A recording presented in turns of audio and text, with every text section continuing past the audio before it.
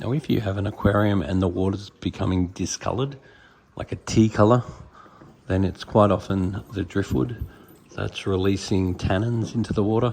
The tannins are good enough for the fish, but they do tend to drop the pH a little bit and discolour the water. So if you do some water changes and put some activated carbon in the filter, the activated carbon will absorb the tannin out, and then your water will be nice and clear again. And over time, some driftwood does release its tannins and doesn't tend to keep doing it, whereas other pieces just tend to keep doing it forever. So over time in your aquarium, your pH will tend to drop, and the pH will drop from the waste from the fish, but also from the CO2 that is produced by the fish's respiration. So one of the most important things is having plenty of aeration. So if you have plenty of oxygen in the tank, that can help to disperse the CO2, and then the CO2 in the water creates carbonic acid, which drops the pH. So making sure there's plenty of oxygen is very important for pH stabilization, and to make sure that your KH is correct, because that helps to buffer the pH and keep it up. And more fish you have, the more waste they produce, and the better quality the food you feed, the better off you are. Now, besides water, the most important thing for fish is oxygen. So if you're going to have a spare anything, it's really worth having a spare air pump, especially if your air pump is a little bit on the old side. One thing I'd highly recommend is get yourself a nice new air pump and then keep that one as a spare, because if anything goes wrong with the tank and you've got oxygen, you'll get yourself out of trouble. If your air pump goes and it's an inconvenient time to replace it, that can be life-threatening to the fish. So I think having a spare air pump is a very, very good idea. And in this case, I'd like to put a nice new air pump on this tank and keep the old one as a spare. Because the other thing about having a spare is whenever you have a spare something, you never need it. You always wish you had a spare when something goes wrong and it's the most inconvenient time to replace it. So trying to be as prepared as possible, particularly when you've got a whole lot of money for the fish. Having a spare air pump is a small investment for a whole lot of security.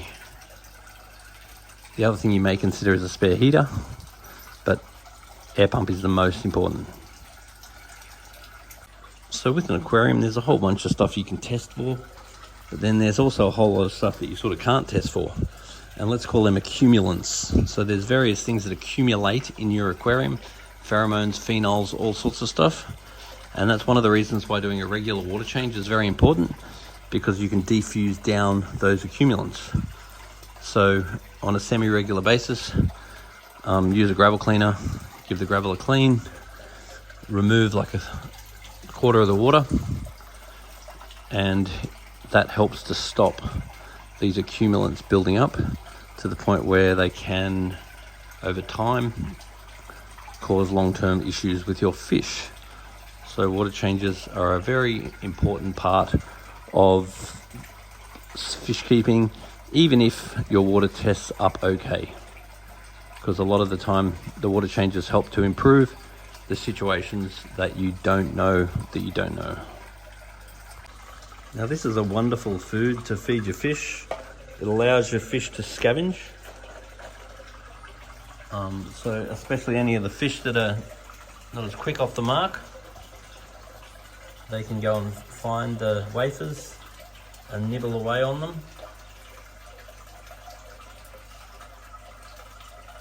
The greedy ones will grab one and run around with it, and then the shyer ones will often just grab one and be able to graze on it.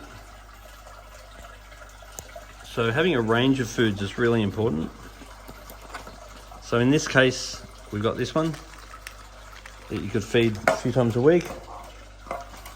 Then we've also got a little bit of flake. We've got Spectrum's probiotics, which is one of the cleanest and best foods. And then we've got Danichi, which is pretty much about the best quality food you can get, particularly for colour. Got a bit of Voogle. It's good to artificially enhance the immune system of the fish. So that's quite a small pellet. That's a nice large wafer. That's quite a small pellet, and that's a flake. So getting a larger or medium pellet in this mix would be a good idea too, because you want to feed a variety of different foods. And seeing there's some decent sized fish in here, we probably want to add some larger pellets to the mix. So these fish are very healthy. They're not too fat, but they're not too skinny. But I think some larger sized pellets would be a good thing.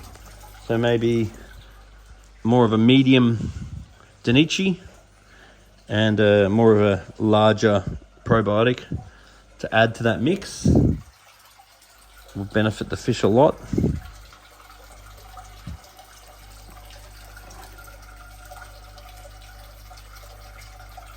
Even a bit of frozen food every now and then wouldn't hurt them. They definitely enjoy it. The tinfoils are a good scavenging fish to scavenge around the bottom and help to keep the sand clean too.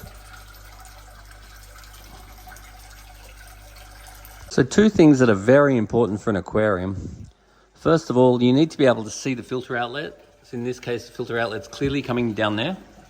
So therefore, if it was off, you would definitely notice it. And the filter outlet is agitating the surface, which is great because the filter will have lots of bacteria in it, and the bacteria will suck the oxygen out of the water. So the outlet going in like that will agitate the surface, degas, and help to put a bit of oxygen back into the water that the filter actually would have taken out itself. And that's why it's very important to have aeration as well as filtration. Don't think of them as the same thing. And it's very important that you know where your inlets are.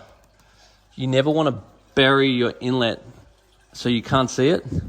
Otherwise, over time, the inlet will clog up. And obviously, if that means the water can't get into the filter, then you have yourself a problem. So having a visible inlet and a visible outlet is a very, very important thing for an aquarium, because not seeing one of those can end up becoming a fatal error.